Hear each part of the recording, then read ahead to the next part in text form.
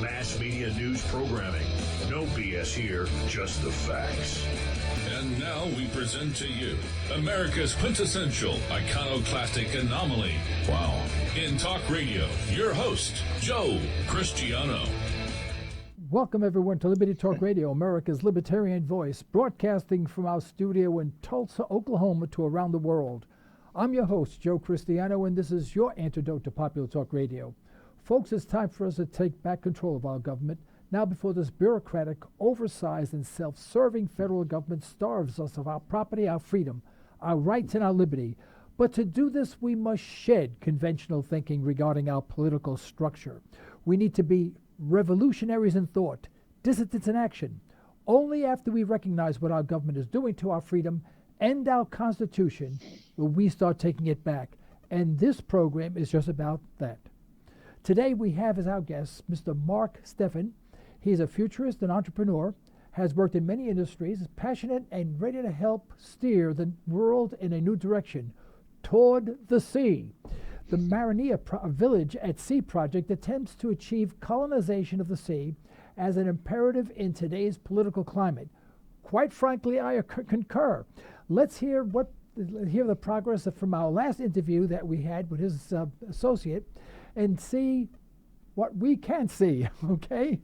And unfortunately today we don't have our phone lines hooked up. We had a problem with our phone lines, so we cannot take live calls. We apologize for that.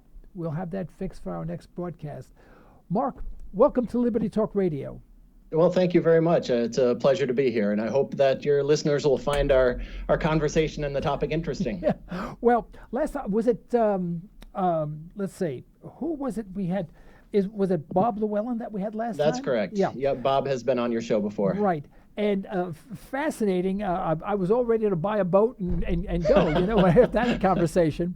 Well, because our listeners may not be familiar with the project whatsoever, can you tell us about the project, why it started, where we are, and what we look forward to, okay? And then I'll ask you a few open focus questions and we'll get the dialogue going, okay? That sounds good. Great. Sounds good. Yeah, so Marinea's mission really is to be the first company, organization, whatever you'd like to call it, country, to start its own, to start a community at sea. So it's called seasteading.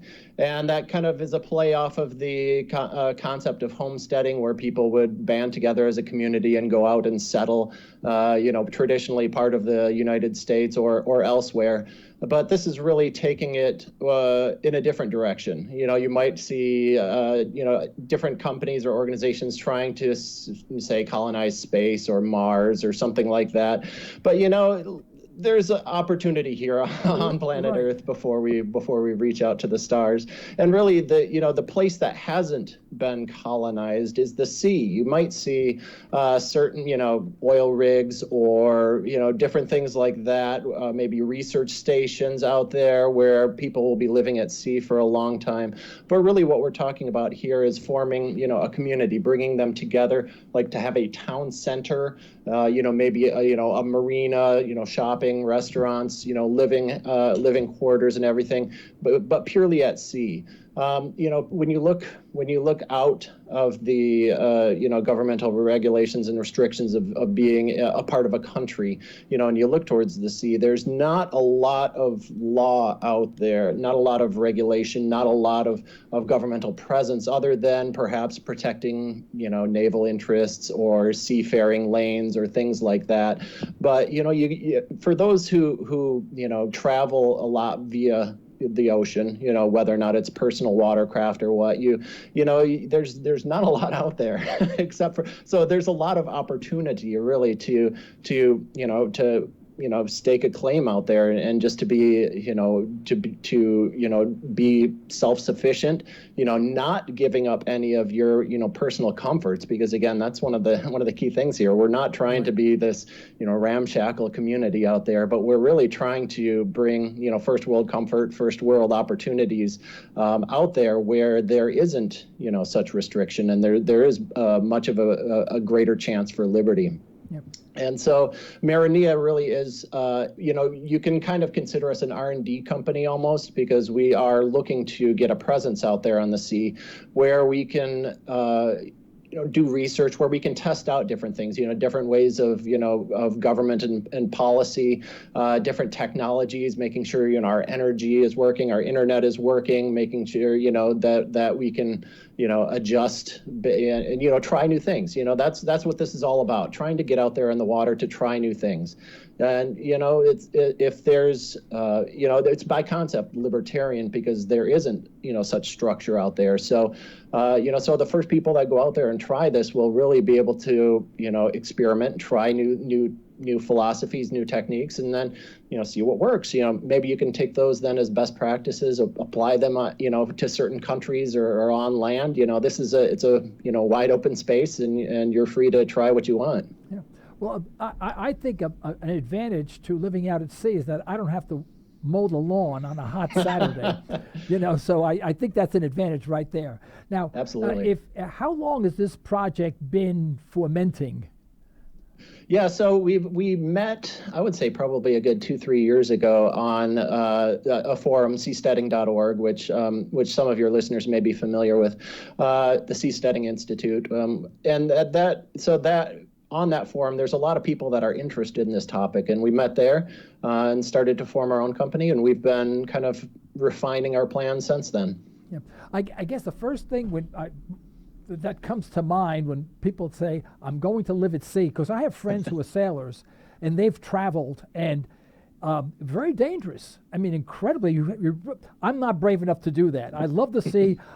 The furthest I have ever gone as far as watercraft is concerned is my Hobie Cat 16 on Lake Keystone, and my wife and I turtled a couple of times, and that was the exciting part when we went flying in the air. But I love that, and we windsurfed too, so in our younger years, But I guess the first thing people think of is, when you're out at sea, you really are susceptible to the elements totally, and there's very little cover. For example, a hurricane. If a hurricane comes and you are moored at a particular location in the middle of nowhere, maybe I assume, from what I recall, Bob said there was a place not too far from Puerto Rico. Is that the Bahamas? Bahamas. And now there are tornadoes there. When this big Category 5 starts approaching, what do you guys do then? Well, so it depends on what stage of the community you're talking about. Initially, what we're talking about is just getting a presence out there, which would probably be, a modified barge where we have our eye on already, right, where there's one that exists.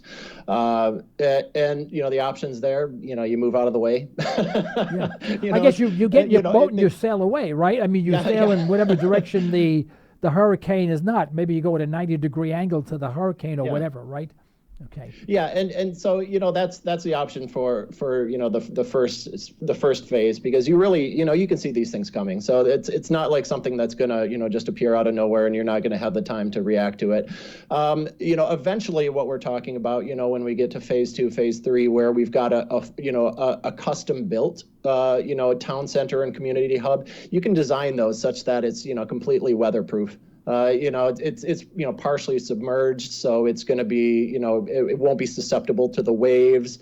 You just close up the windows and you put the shutters down, and then the wind and the waves just blow right over you. So that's the long-term plan for it. But for the short term, we would keep an eye out for that and make sure that we're not in the way of it. Yeah. Well, it would seem to be, I will not use the word ideal, but probably more protective if your craft was sort of a submarine type vessel, and the top portion was the deck, where you can put your lawn chairs and whatever, throw your lawnmower away, and just sort of enjoy the outdoors on top of your vessel, and then underneath. Now, I know if you're underneath the water, hurricanes, you're impervious to hurricane because there's all wind and there's no wind underwater, obviously, Anyway, I find this fascinating. Now, what portion of the world, excluding Antarctica, is water versus land?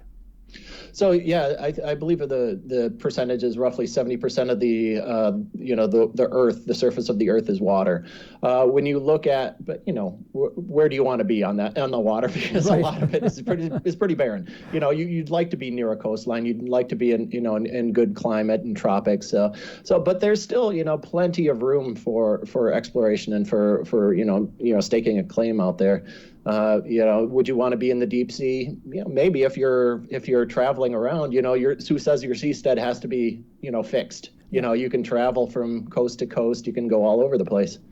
How far will you be from a mainland of an island like Puerto Rico or the Bahamas or whatever? Yeah. How far do you anticipate that will be, or do you have a place? Your eyes set on a particular location at this point? Yeah, we have a place near the Bahamas that we've been looking into, and it's roughly by high-speed ferry it'd be roughly 2 hours to Nassau, a couple hours to Cuba, to Havana, a few hours to Miami. So it's really reasonable, and the location that we had, there's also some deserted islands right now in the area where you could have daily shuttles too if people want to get in the sand or do something like that as well. So it doesn't again, this doesn't mean that you're going to be out in the middle of nowhere. You can put it wherever you want, really, and there's certain regulations as far as how close to sea or how close to land before you're in a certain zone or whatnot, but that's all you can work through that. Can it be self-sustaining nutritionally? For example, obviously you can go fishing, Yeah. but you hear about aquaponics and stuff like that, where people are growing plants in the water and et cetera. What type of plan is there for agriculture, if you will, other than just fishing, fishing the sea? Yeah. There's a couple. Definitely, yes. You can do the fish farms and things like that. There's a lot of new technology coming out around the idea of closed system farming, where it's really exciting, frankly, where you can have vertical farming, you can have indoor aquaponics, and really you can grow anything that you want, within these systems. So it's really exciting, and I think that we're it's interesting, looking at seasteading, because there's so many different, interconnected technologies here, and a lot of them are getting, are getting really, really exciting and really progressive. Everything from energy production to, internet connectivity to, whatever, name it. With the farming, with sustainable living, with waste management, even with transportation. A lot of these are close to having breakthroughs, and the farming in a closed system is one of them. Yeah. Would you guys have a heliport? I mean, for emergency purposes, sure. In case of a medical emergency, I guess that's part of it. Yeah, absolutely. That was one of the ideas, whether or not we'd have a little floating pad that you could land a helicopter on. Yeah. It's high-speed ferry. Definitely, we'd have a marina where boats and could dock, and people could come visit or live at the marina on their boat. A floating helipad. You'd have the option for sea-based planes, all sorts of things. Yeah. Yeah. Now, I'm going to bring up one thing. Americans are antsy. We always have to be doing something. We always, if you live in Tulsa, you have to go to Dallas. If in Dallas, you have to go to Oklahoma City. We can't sit down for 5 minutes. Being captured, if you will, or maybe captivated by this location, has discussion psychologically been talked about regarding the psychological effects of being moored and locked into one place and not being able to get into your car and, just for the hell of it, drive 50 miles to get yourself a custard ice cream or something? Because this is how Americans live. That's very real, and that was one of the key things that I included in our business plan when we first were talking about Marinea. It's how do we make people feel that they're comfortable and safe? That's a big one. How do we make sure that they have the opportunity to leave and come and go as they please, such that they don't get this type of I'm trapped, because that's not what we're trying to do here. We're trying to create an opportunity for freedom and freedom of movement, and so to that end, we would have definitely, closed spaces where people could go by themselves, be by themselves. They'd have their own, it could be a floating home. It could be a boat. It could be their own apartment in a structure. It can be any of those. We'd have, shuttle service directly to, land, either, a couple hours to one of the major towns, and we'd have, daily trips to, Cuba or to the Bahamas or to Miami. You want to go to the U.S., go to Miami, for a day trip, make a dinner plans, at a beachfront, restaurant there. But it really is all about freedom. So, people can come and go as they want. They can leave. They can come back. It's definitely not meant to tie people in, but it's meant to give them options. Right. Now, if Walmart came up to you or Costco and said, I want to open up a store on Marinea Island, I mean, would you let them, or would this have to be just stores owned by people who are enterprise, I should say stores, but enterprises owned by people who are moored there? Well, if it were Walmart, I'd question why they want to be on our seastead. To make money! I know. But I understand where you're getting at. Right, it's we're not trying to limit people. So if a business wants to have a presence there, sure, it's a free seastead. Okay.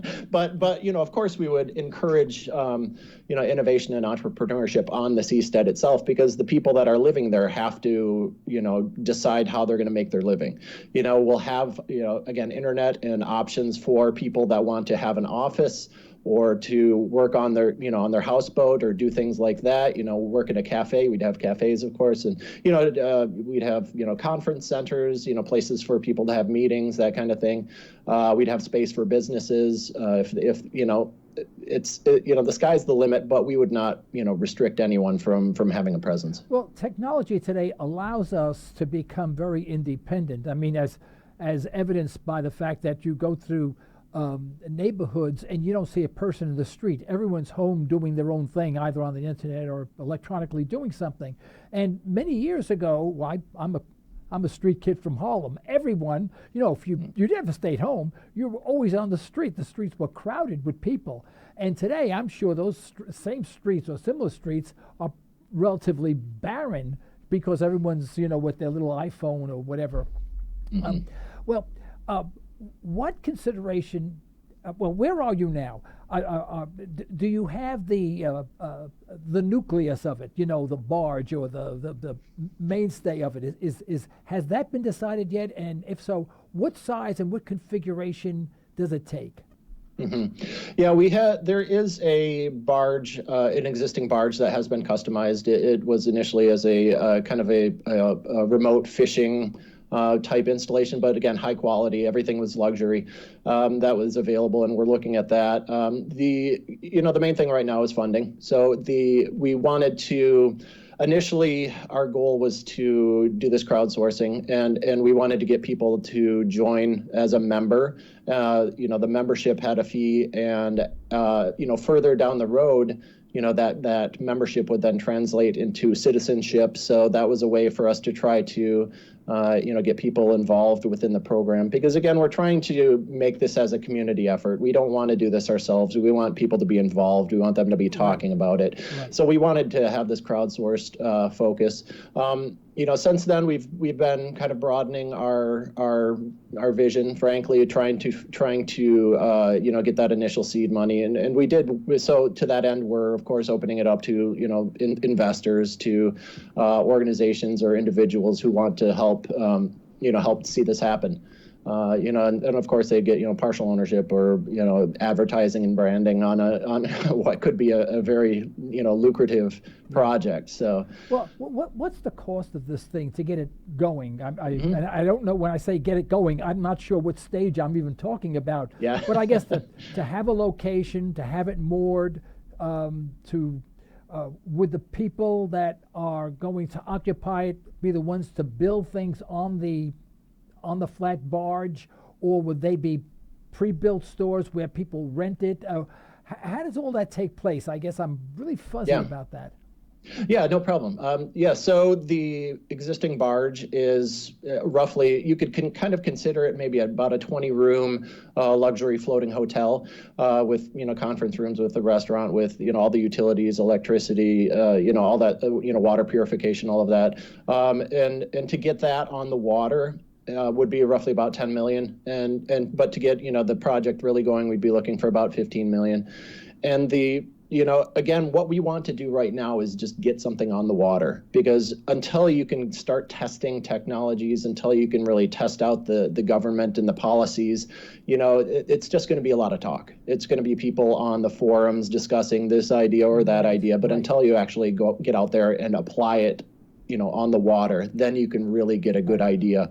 Yeah. What is stage one then? I mean, do you have the barge now? Has it been purchased, or is it? We do not have the barge now, but we've been under discussions with the owners of it, so it is available, and we're just looking for that initial funding to get there. May I ask, or is it inappropriate for me to ask about how much of the 10, 15 million have you raised thus far, or is that an unfair question, or an illegal question, or I don't know what else you would call it? Maybe something that would be highly that's confidential. That's completely reasonable, and to be honest, we're still at a growth stage, so it's all personal funding and friends and family, that kind of thing at this point, which is really why we're trying to make a push out for a larger sponsor. Okay, now if someone wanted to be a sponsor, I want to be a sponsor. What do I do? So, you could go right now to our website on marinea.org, Marinea, and you could become a member, and that's just a simple $100 transaction to become a member, and again, that would translate into citizenship. You'd have discounts at Marinea once it gets developed. If you are a larger investor, then of course we'd love to have a one-on-one conversation with that person to see what we can do together. You know what? I'll be honest with you. After I spoke with Bob, I'm not sure, because we had talked about this program once before. I'm pretty sure I signed up, but I'm not sure if I did. I had every intention of doing so, but let me make my commitment to you. I am going to sign up, and at least you'll get $100 out of me. Fair enough? Well, no, because I believe much. in it. Because my wife and I talk about, things in the United States really aren't going well. Let's be honest. I mean, we are almost. If you speak to the real economists, not the ones that are on TV, the talking heads, we're getting close to $250 quadrillion in debt. Now, I don't know about you, it's a lot of money to me, okay? In fact, I can't even write that many zeros. I get cramps in my hand, right? So we talk about, things aren't that good. Things are not going to get better. They're going to get more autocratic because they have to keep control of the population in this debt-ridden society. And we keep on saying, where should we go? And I have friends that have gone to Uruguay. I've had friends that go to Chile, Argentina. I mean, South America primarily, and some moving to Canada, and a couple in the Far East, but mostly down south. Even although it's part of the United States, even Puerto Rico, they feel they stand a better chance. But this has always fascinated me. My concern is this: whenever I think about that and I get enthusiastic, I trench back immediately because I say, geez, am I going to get bored out there? Really, I wonder, because I don't do this radio station to make money. This is my hobby, believe it or not. I got a couple of businesses. I'm a commodities investor, and my wife says, you're always going. Don't you want to sleep once in a while, And but I'm young, I'm only going to be 74 soon, so I still got a long way to go. But the first thing that scares me is being bored to death. Is that a rational response or not? I think it's. First of all, I don't think that you'd be bored. I think that you'd have plenty of opportunities to engage yourself. It's the concept of, do you want to live in New York City? Do you want to live in Manhattan? Or do you want to find your interests and your passions elsewhere? Do you want to create them for yourself? Yes, you'd be able to just fish off the side of your boat. You'd be able to, go to the cafes and talk with people. You'd be able to have complete internet access and communications. You'd be able to travel to, Cuba, Bahamas, U.S. That's some great culture right there. Yeah. So, it's more of a gut reaction to, it's like, what would you think? The initial reaction, would I be safe? Would I be bored? Would I feel trapped? I think once you get out there, you'd find that a lot of that would be, just your initial response, and that you wouldn't find any reality to it, because, it's you can be bored anywhere, you can be excited anywhere. Yeah. So now, you don't have to be a sailor like my friends to have sailboats and whatever. I don't have that. Again, my Hobie cat is now gone a long time ago, but I enjoy the water. Do I have to have a boat, or what could I have that would be some semblance of a livable place other than just a traditional boat? I mean, people come up with some ideas on that? Yeah, well, so again, phase one is pretty much R&D. We'd get people out there. We'd have some. We'd have this floating hotel, so people would be able to come and stay and enjoy it. We'd have good food, good, all that's, good recreational opportunities, all that. But it really is, let's test out the technology. Let's figure out what works. Let's get to phase two. Phase two would be, expansion of the initial barge. It'd be creation of a larger marina. It'd be, looking into, construction technologies, floating systems, being able to produce, these separate pods or modules that have other buildings or other uses. When you get to phase three, and that's complete replacement of the existing barge, then you're really talking about it's going to be like a town center. You're going to be able to walk places. You're going to have trees and greenery. You're going to, be able to go indoors and go to a restaurant. You're going to have a library. You're going to have a movie theater. All of these different things that you'd come to expect from any land-based town. You'd be able to have within this town center. But you'd of course have lots of things that you don't have on land-based. Yeah. Being able to go scuba diving right off of your your boat, or go out for fishing, go to the beach, all that good stuff as well. Yeah, I only mention this because once my wife dragged me on a cruise that she actually earned actually from, she's an audiologist, and they had this big cruise, this company, and because she did a lot of business with them, it was 8 days, 7 nights, it was totally paid for. One condition is you can pay for nothing. Really, that was a condition of going on this brand new ship, Sovereign of Seas, first maiden voyage, the whole ball of wax. I mean, Class A all the way. After day 3, I was ready to commit suicide. I wanted to jump off the boat. No, I'll be honest with you. Yeah, I was the worst travel companion in the world. I was going nuts. I couldn't stand it. I mean, you ate about 8 times a day. Every 3 hours there was another meal being served. And but I did do one thing. I did gamble. I'm not a gambler at heart. I mean, I play cards once in a while with friends, but I actually went to the casino and I doubled my money. I put 25 cents in the slot machine. I got 50 cents out the very first time. I said, I'm going to be smart. I took the money, walked out, gave it to my wife, and ever since then I tell my friends, the last time I was in a casino, I doubled my money and I gave every penny to my wife. They go, you're a wonderful guy. That's great. But and that's a true story, by the way. Yeah. And but I guess my concern is the psychological portion of it. Now you don't have a place yet. How do you decide where you're going to anchor, or have you made that decision yet? Well, we have this place in the Bahamas that we've been looking at, and we're pretty comfortable with the location. Again, being kind of equidistant between Nassau and Havana and Miami. With shallow waters, with access to local islands. So that seems like a good location. Just to comment about your comments about after 3 days on a cruise, I'm with you. I can't stand cruises. Cruises can be difficult. I was ready to jump. I realized I was be more than happy to end it all. I couldn't stand it anymore.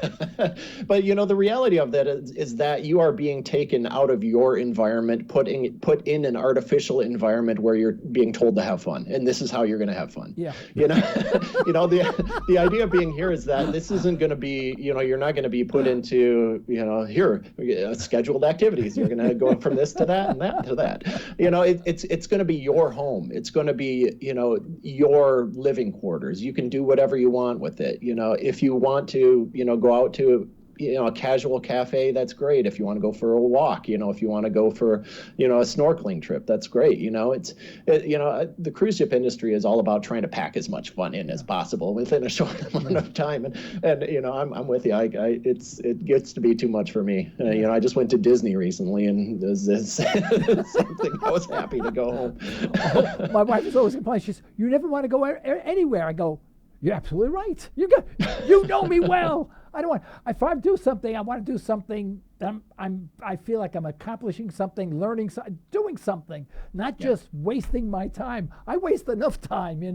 I watch Street Outlaws on television because I'm an old drag race guy. I'll watch that. And that's wasting my time. But that's not the only thing I enjoy watching on television. Anyway, now I guess as far as you have no issues with crime or drugs or anything like that. And quite frankly, I guess being libertarian, you don't care if people take drugs. You don't care what I take. What I take is none of your business. What you take is none of my business, right? So drugs is not a problem, because if you're on drugs, there's no place to go. Unless of course, by you taking drugs, you're imposing on somebody else, or that kind of thing. And what I guess the same thing with crime. I mean, what are you going to do? Go next door and rob your neighbor's boat and come back again? They kind of know who it would be. Now, so the kind of, again, this all gets towards the testing out different modes of government and trying to figure out what the best means of addressing theft or other types of issues.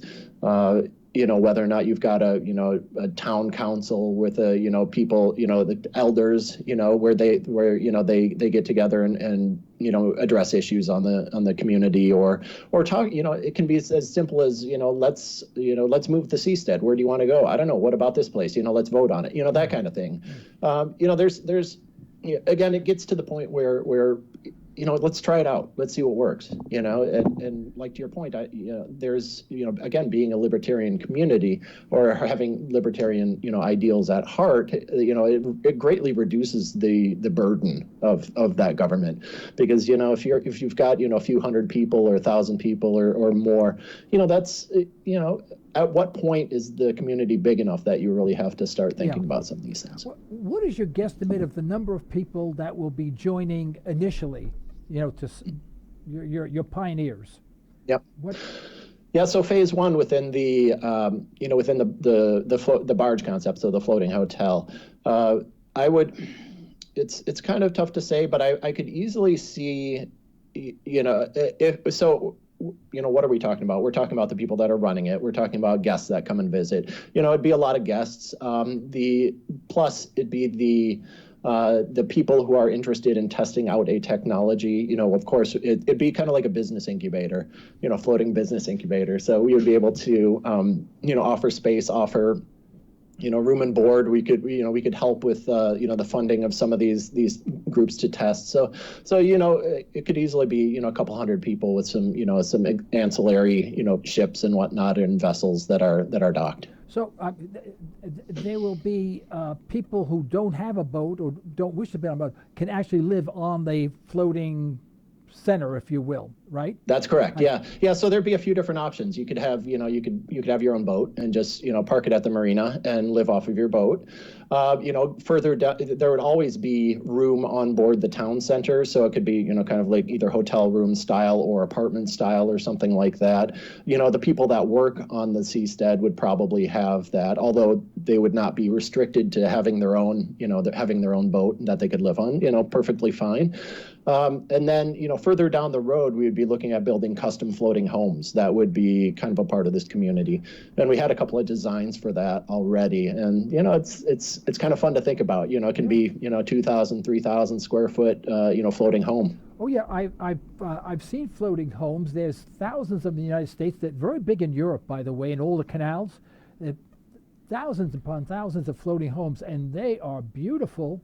And they're not too much more expensive than a regular home, surprisingly. Yeah. Now I don't know what the rental fee is. The barge, to I guess park your home there, And now, what about dogs and cats and stuff like that? Will they be permitted on this thing? Have you given? Oh, sure.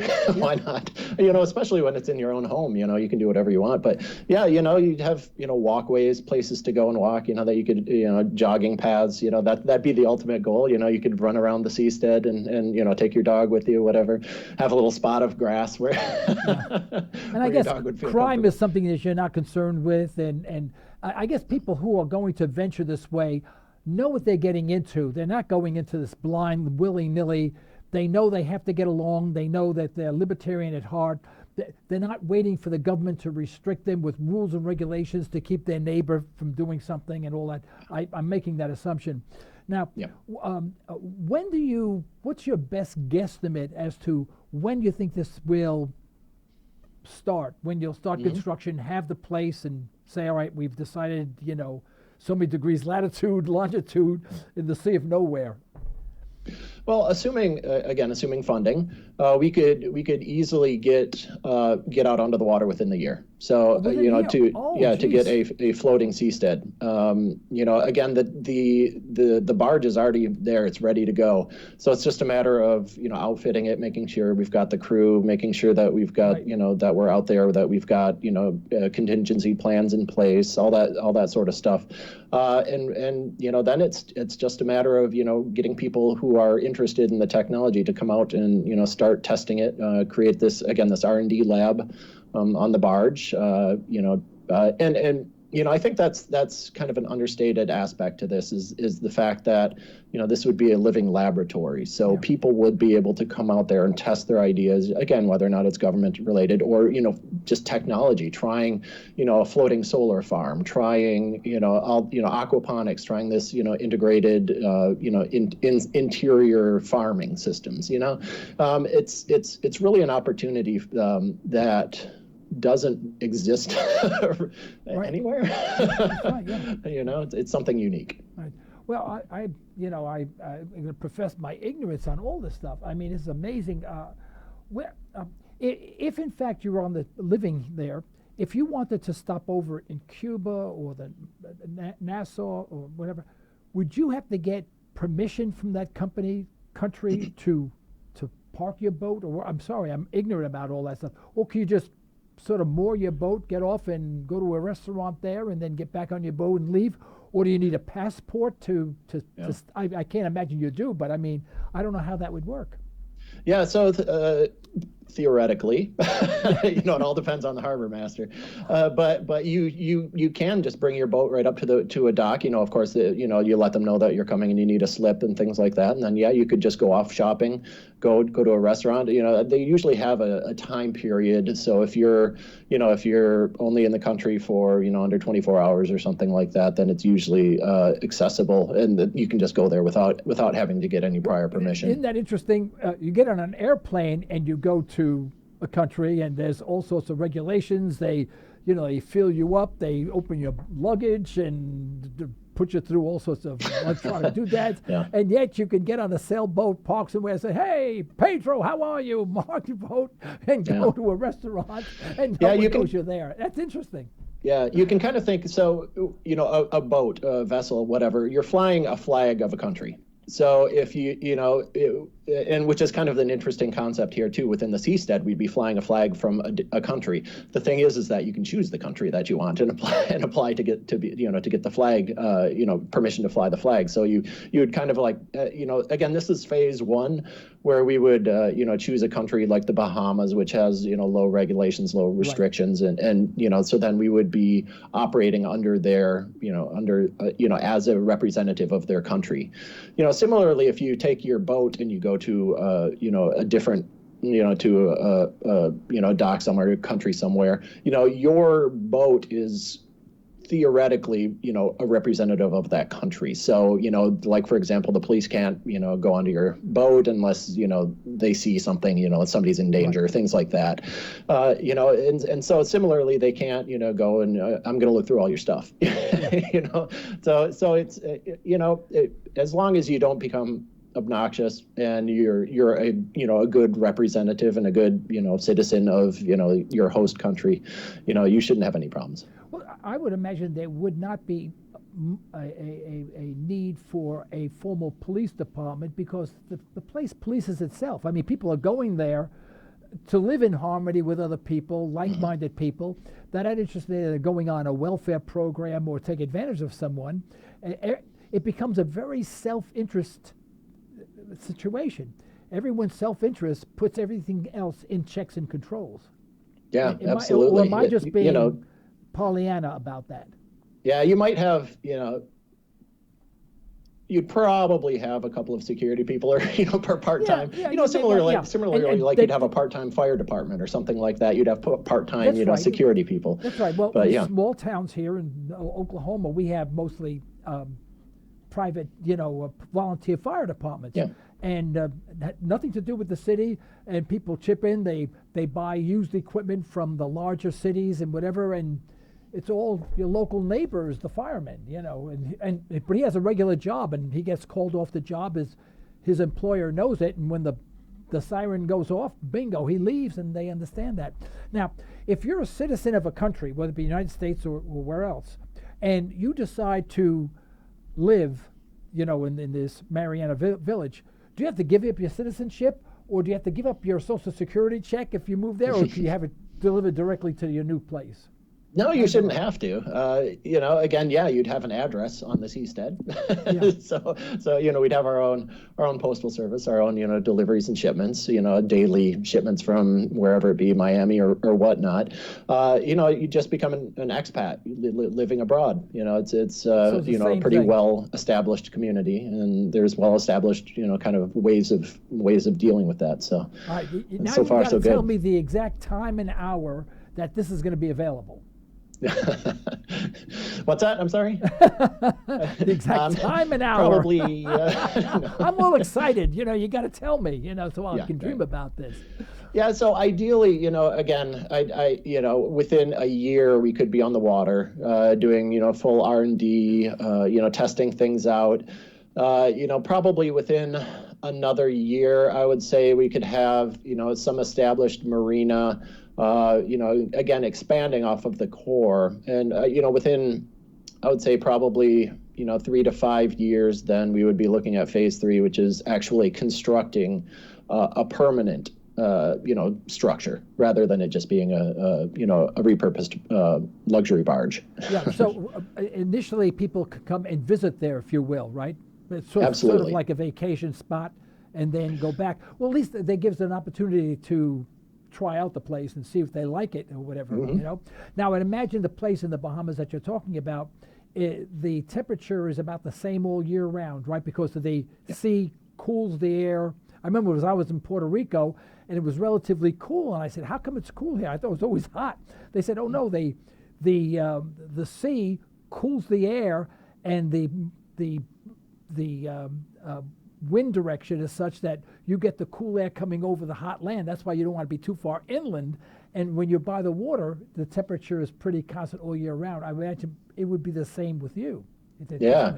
I went to the Bahamas on my honeymoon a while ago, and it was in July, and I was just stifled as to how hot it was because it was like in the center of the island, and we wouldn't have that with the floating seastead again because the sea itself acts as that heat sink and it creates nice pleasurable breezes and it cools just the place down. So yes, we'd have to think about environmental controls, making sure that the humidity, making sure that humidity is under control on an interior, making sure that the temperature is appropriate.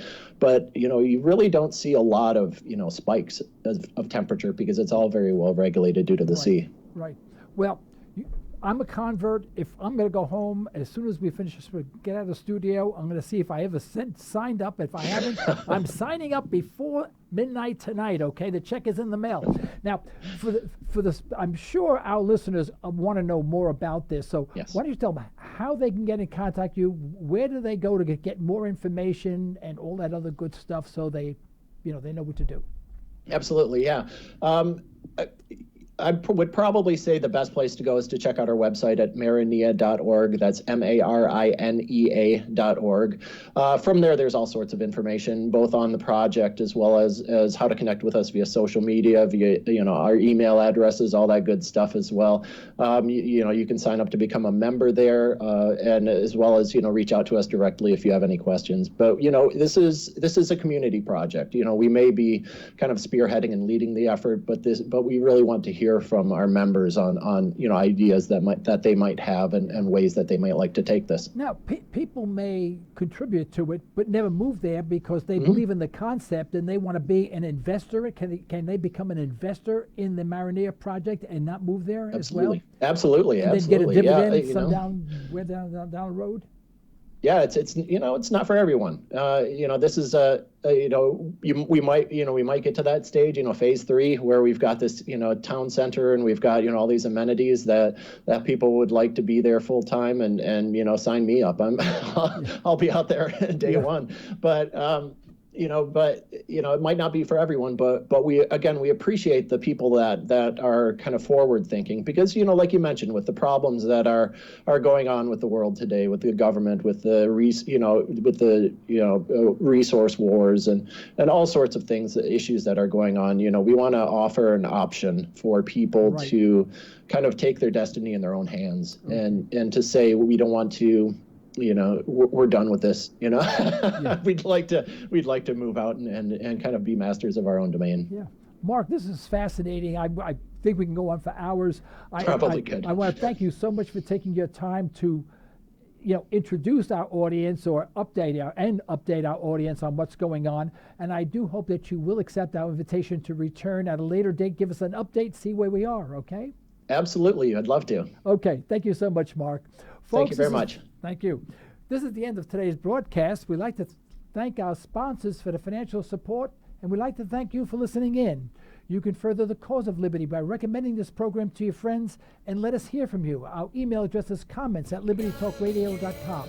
Remember, as my wife would say, you're either allowing your liberties to be taken away or you're striving to protect them. Unfortunately, there is no middle ground. Until next time, this is Joe Cristiano. You've been listening to Liberty Talk Radio.